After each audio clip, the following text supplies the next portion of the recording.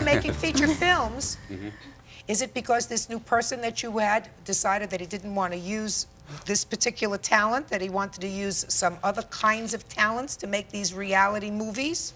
Well, yes and no. Well, even if it's partially yes, you're stuck. Okay, well, let me clarify what I'm saying, okay? Okay. First of all, I do agree with you. Kylie is not an airhead by any means whatsoever. Absolutely not. She's highly successful, and she's at the top of her field, and deservedly so. But we feel it's not our job to track a star down. We make an agreement to make movies, okay? What, are you supposed to check in with you every day? No, let me finish my sentence, please. Yeah. Okay. Often I did. Okay. Well, what we do is, okay, one schedule I did receive, okay, was booked for the month. Okay, the following month, I can't say firsthand that I saw any kind of schedule facts whatsoever. To my knowledge, it wasn't, because I did have communication with the fellow who was in charge of production. Well, if you had communication with the person who was in charge of production, I'm going to let you offer this one piece of hearsay, sir. How many times, and I think you're an honest person, how many times were you told that they tried to reach the plaintiff to do a film and could not? I don't have an answer for that. That's the issue. It would seem to me, and I'm a lay person, this Right. is not my industry, this industry, or theatrical industry, but it just seems from a common sense perspective. I am a producer. I have a film that I want to produce. I have a talent that I want to utilize. I pick up the phone and I call that talent, either at a home or at a 1-800 number that she has so she can be beeped all over the place, and I say, I have a film that I want you to do next week, in 2 weeks, in 3 weeks, right? It would seem to me that the talent doesn't call you periodically because she might miss an opportunity. If the responsibility was hers and she, for instance, called you every 2 weeks, well, it was the odd week that the opportunity arose, and you're suggesting that she is to be penalized for that. No. It's the person who is producing these films who picks up the phone and says, I got a film, want you to do it, can you do it? And you can't tell me that anybody called her and said that, with the exception of this one time. The end of the contract.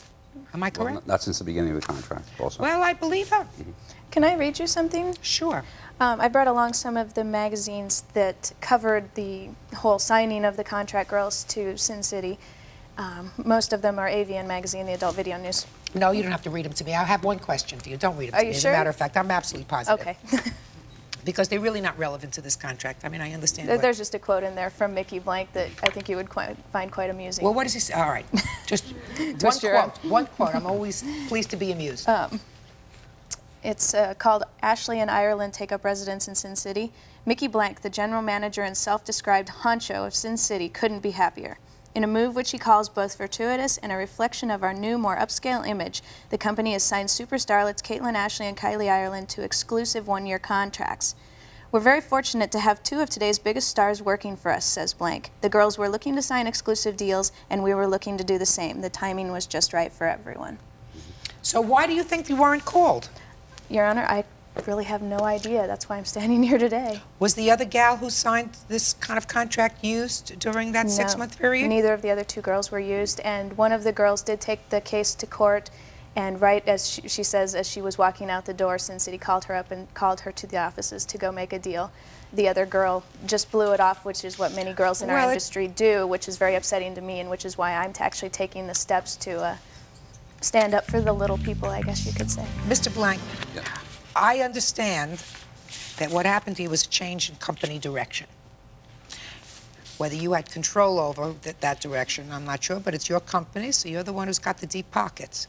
It seems clear to me that you did not comply with the terms of the agreement that you made with the plaintiff, with the possible exception of that one final film, because it doesn't say that you'd be given a certain amount of notice. However, your contract provides for 6 films over a 6-month period, which is $6,000.